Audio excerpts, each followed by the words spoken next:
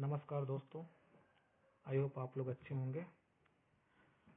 आज मैं लेके आया हूं आपके सामने भारतीय संविधान। भारतीय संविधान में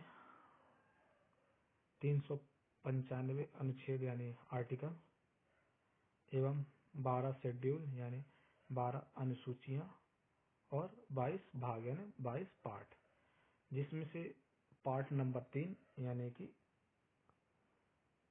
भाग 3 मैं आपके लिए लेकर आया हूं। ये है फंडामेंटल राइट से संबंधित। फंडामेंटल राइट यह जो है सबसे प्रथम यूएसए यानी संयुक्त राष्ट्र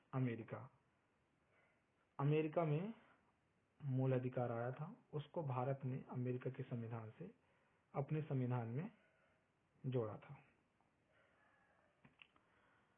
फिर क्या होता है कि यह जो शुरुआत में जो मौलिक अधिकार थे, मूल अधिकार, वो मौलिक अधिकार थे हमारे 7 थे, लेकिन 44वां संविधान संशोधन 1978 में संपत्ति के अधिकार को हटाकर एक कानून अधिकार बना दिया गया। तो अब वर्तमान में मूल अधिकार या मौलिक अधिकार उसको बोलते हैं हम। ये इनकी संख्या कितनी है? 6, जो कि अनुच्छेद 12 से लेकर 35 तक है।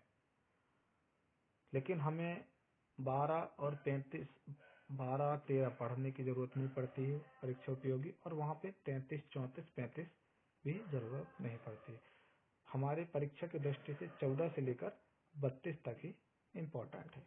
तो पहला मौलिक अधिकार था समता का अधिकार, अनुच्छेद 14 से 18। फिर स्वतंत्रता का अधिकार, अनुच्छेद 19 से 22।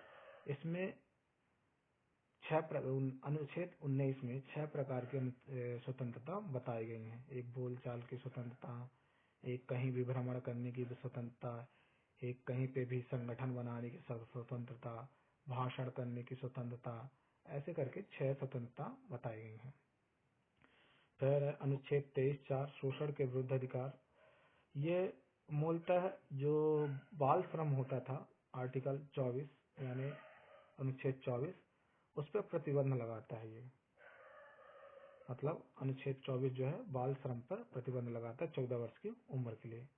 फिर आता है धार्मिक स्वतंत्रता का अधिकार, अनुच्छेद 25 से 28। इसमें हर एक वर्ग को अपने अपने धर्म को लेकर प्रचार करने की स्वतंत्रता दी गई है। उसके बाद आता है अनुच्छेद 29-30 संस्कृति और शिक्षा संबंधित अधिकार। इसमें भी वही चीज है, हर एक वर्ग को अपने कल्चर और एजुकेशन, इन सब चीजों के लिए उनके अधिकार दिए गए हैं। और पूरे भारतीय संविधान का सबसे महत्वपूर्ण आर्टिकल अनुच्छेद 32, जिसको डॉक्टर भीमराव अंबेडकर ने संविधान सभा की आत्मा कहा था।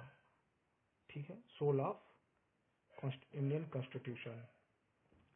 इसका ये जो 6वां मूल अधिकार, ये संवैधानिक उपचारों का अधिकार है।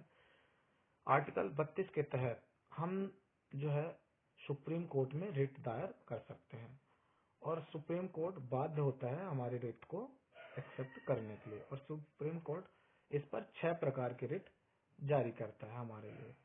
और हाई कोर्ट के लिए अनुच्छेद 226, जो हाई कोर्ट को अधिकार प्राप्त है रिट जारी करने के लिए। आई होप दोस्तों आप लोग को यह वीडियो अच्छा लगा होगा, तो लाइक और शेयर करना ना भूलें, और सब्सक्राइब करना ना भूलें। प्लीज सब्सक्राइब करें माय चैनल। ऐसे ही रोचक वीडियो आपके पास आती ही रहेंगी। धन्यवाद।